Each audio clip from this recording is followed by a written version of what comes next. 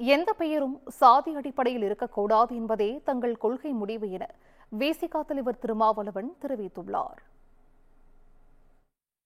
இனி வருங்காலங்களில் எந்த பெயரும் சாதி அடையாளத்தோடு இருக்கக்கூடாது என்பதுதான் நம்முடைய கொள்கை முடிவு.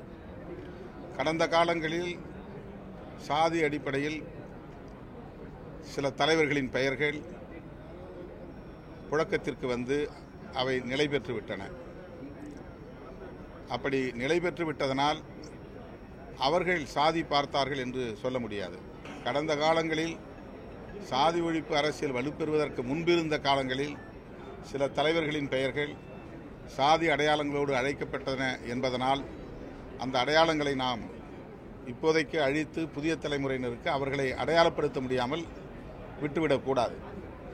அவர்கள் எந்த அடையாளத்தோடு அறியப்பட்டார்களோ அந்த அடையாளத்தை இன்றைக்கு கொண்டு வருவதனால் நாம் சாதியை வளர்க்கிறோம் என்று ஆகாது.